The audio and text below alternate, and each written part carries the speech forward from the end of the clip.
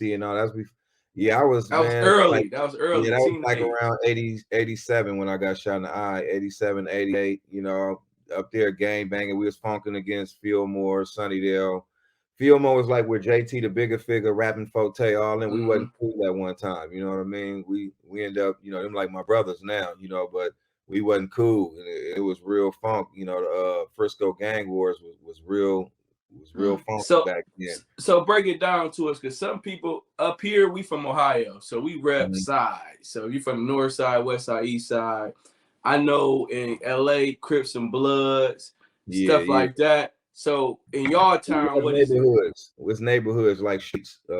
Really, it's like projects. Like it's more like a district. Like Fillmore is a district, but in Fillmore, you might have Hayes Valley, Page Street, OC projects. It's different projects in that district. Hunters Point is a big old district. You got Harbor Road, where I'm from. Then you got Oakdale, where 11-5 and then was from. You got Double Rock. You got Kirkwood. It's a bunch of different projects up in there.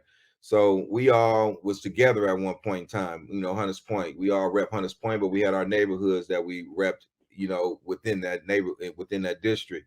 So we Right. used to be funky with Sunnydale and all them, and yeah, we used to get into fights, shootouts, and yeah, one day I was out there. We had just beat up some dudes on Third Street from Sunnydale, and everybody after something happening, whether it's a party, whatever, you sitting around talking about it, talking about what you did, I did that, and blah blah blah, and they hit the corner, and yeah, they just started letting off rounds, and yeah, I got hit in the eye. As soon as I turned and looked, and heard the car screech around the corner. As soon as I turned and looked, got hit in the eye, and it was crazy. Right after that, as soon as I got out the hospital, house got raided. They caught me with like about 9 guns, like 3 ounces of coke, and yeah, I was on my way to YA, and I was a young dude with money, was able to get myself to this boys ranch called Log Cabin, and went up there and they did a year program, was able to get out, and that's when I ended up changing. That's when I got into music. But yeah, it was funky. But also too, that first album that brought the truce between us, because I ended up calling over to Fillmore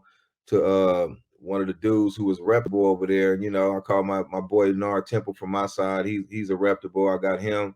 And I was like, man, I'm trying to do this music thing. I'm trying, I can't do it without Fillmore and Sunnydale and all them. So I'm like, I want to call a little truce. And he's like, Black, I'm with you, whatever you want to do. So I reached out. My boy Lonnie Green, he was part of the strutting crew called Demons of the Mind. And one thing about him is he was from Fillmore, but he lived in Hunters Point, and he was cool with her. We know his mom; she'd been over there for hella years and shit. And he reached out to JT the Big Fig and all his OG homies, and I told him to come to Harbor Road, and they came up there, trusted me. And JT tell his story too online. He talk about it. Yeah, we He heard it. the post, We heard it. He said y'all came, and then he invited y'all back to his block, and it was all yeah. good. He told exactly how it happened. That's exactly what it was. How they came up there. I could have set them up, could have did whatever, but they trusted me. Came up there, and we squashed it that day. And That's dope. man, And that's a different level of maturity. And I hate to draw a parallel, but honestly, that's somewhat, you could say, like the Tupac situation. Him fighting dude in a casino, he pulled off, from the conspiracy. They saying he got caught in traffic. So I mean, you really got a second chance. And why do you feel like a lot of drama and gun violence follows the hip hop community? Because where we from, it's just, man, just that upbringing, being from them projects. Everybody, want to be He-Man. It's just that bravado that we just bring to it, man. And, I mean, Egos. hip hop is just different. Like you say, yeah, egos, all that. And, it's just different all the way around. It ain't like rock and country and all that. You can grow old in them genres of music. Once you start getting to 35, they start, man, you too old to be rapping. You this and that. That we don't embrace our OGs. It's just, it's just hip hop is just fucked up, man. It just definitely need a change. You know what I mean? But we trying to do that. We trying to do the change here. That's why we trying to celebrate our greats. Oh yeah. You one of the greats. That's why I brought you on. Yeah, clap it up. Man, clap it up for one of the greats, for real. Man, especially if you got it. If you ain't rapping like Grandmaster Flash or somebody, it's like, come on, man. Like that's why I love Cody and them keeping that torch lit. They rapping with the best. Let's pivot. Let's pivot to some of the great collaborations you got. I was on the same thing. We even collaborated with No Limit, Master P. Our last song just did 10 million views online. Same chick, Master P was in the video. He did a lot to help us out. you did a song with Master P, trying to make $1 out of 15 cents. Yeah. Yes, sir. So how was that? West Coast Bad Boys. I'm gonna tell you something. I was 8 when it came out. I went to Florida, and that's all we played. West Coast Bad Boys, back to back to back to back to back. Right. And that song and the song that Dangerous Dame did was my favorite songs on there. Yeah.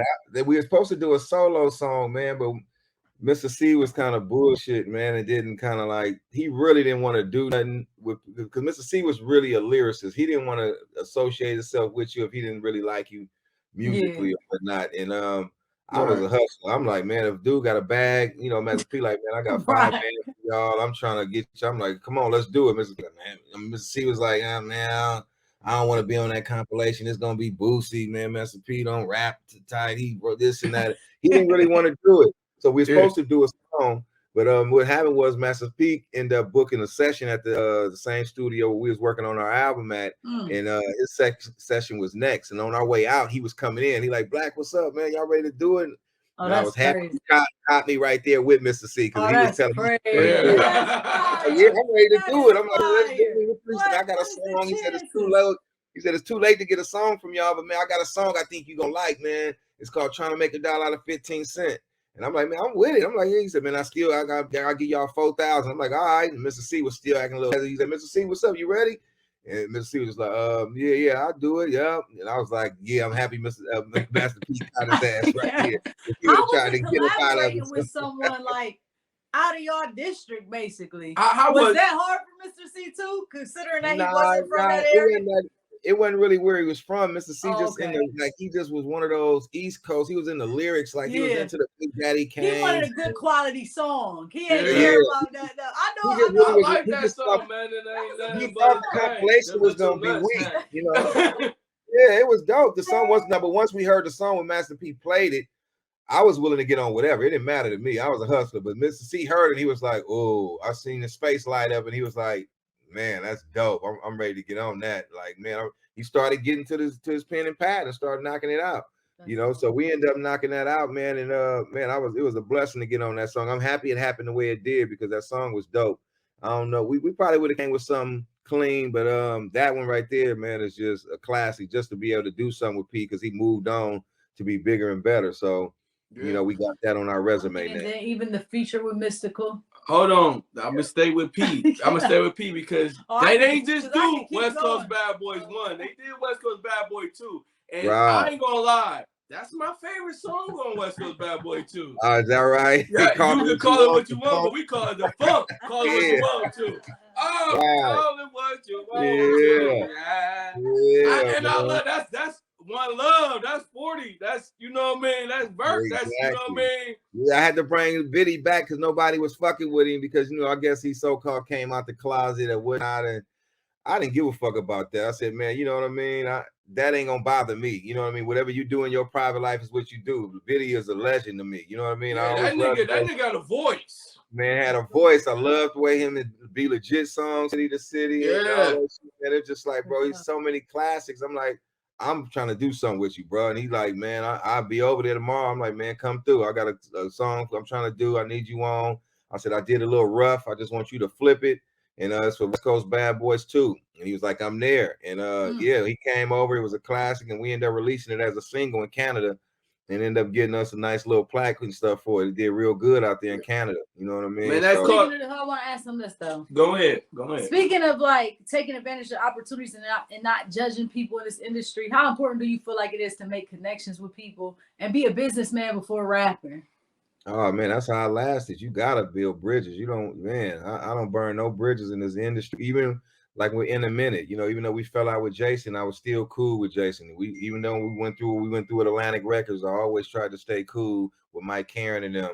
You know, you don't want to burn no bridges because you never know when you might need them again. You might get walking back, need a distro again or whatever, man. You know, it's business. You know what I mean? Right. And if you know your business and you got lawyers, it shouldn't be no problem. You know what I mean? You just got to have somebody doing your paperwork. But I make sure my Rolodex is real nice. And anybody I done did business with, you know, is they going to welcome me back. You know, to this day, anybody, whether studios, artists I done dealt with, they ain't going to talk bad about Black.